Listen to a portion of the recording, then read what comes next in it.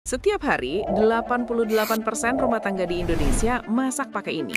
Tapi pernah nggak kalian mikir, 80% isi gas di tabung ini adalah barang impor? Gila kan? Kita ini negara yang katanya lumbung energi dunia. Kita punya cadangan gas masif, nomor 13 terbesar di dunia. Tapi lucunya, buat masak di dapur kita sendiri, kita masih ngemis ke negara lain. Kenapa bisa se-absurd ini? Kenapa kita kaya tapi miskin di saat yang sama? Well, gue tahu apa yang kalian pikirin. Pasti mafianya. Pasti dijualin ke luar negeri semua. Tahan dulu. Jawabannya ternyata jauh lebih teknis dan lebih mind-blowing dari yang kalian kira. Dan di video ini, gue akan bongkar semuanya. Stay tuned. Oke, jadi ini paradoksnya. Data nunjukin kita ini salah satu pengekspor gas atau LNG terbesar di dunia. Kita jual gas kita ke Cina, Jepang, Korea. Tapi di sisi lain, kita adalah importer LPG terbesar di dunia. Kalian bingung kan?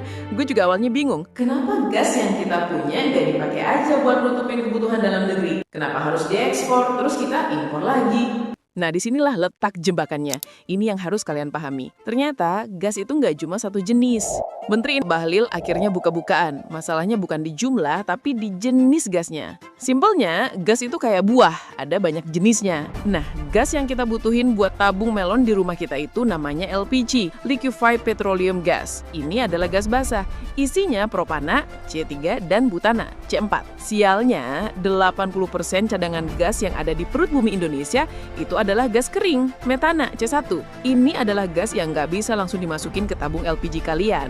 Ini gas yang biasanya kita ekspor jadi LNG atau buat bahan baku industri. Pak Bahlil ngasih analogi gampang banget. Bayangin kita ini petani pisang. Kebun kita isinya pisang semua. Tapi kebutuhan pasar di rumah kita itu apel. Apa yang kita lakukan? Ya kita nggak bisa maksa rakyat makan pisang tapi ngakunya apel kan?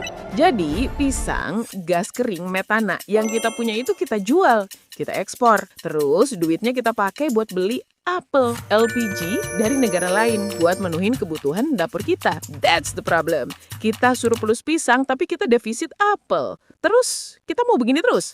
Impor selamanya? Nah, ini yang lagi dikejar pemerintah. Jawabannya adalah hilirisasi. Daripada pisang tadi kita jual mentah-mentah ke luar negeri, mending kita olah dulu di dalam negeri. Kita paksa pisang ini jadi produk lain yang nilainya lebih tinggi. Gas kering metana itu bisa diubah jadi metanol, bisa jadi bahan baku petrokimia yang ujung-ujungnya bisa ngurangin impor kita di sektor lain. Jadi, kita juga cuma jadi tukang jual bahan mentah aja. Kita bangun pabrik jus pisang dan pabrik keripik pisangnya sekalian di sini. Ini adalah pertarungan jangka panjang. Jadi sekarang kalian paham kan? Masalah impor LPG ini bukan cuma soal mafia atau politik. Ini masalah science dan resources yang kita punya. Ini masalah teknis yang super kompleks.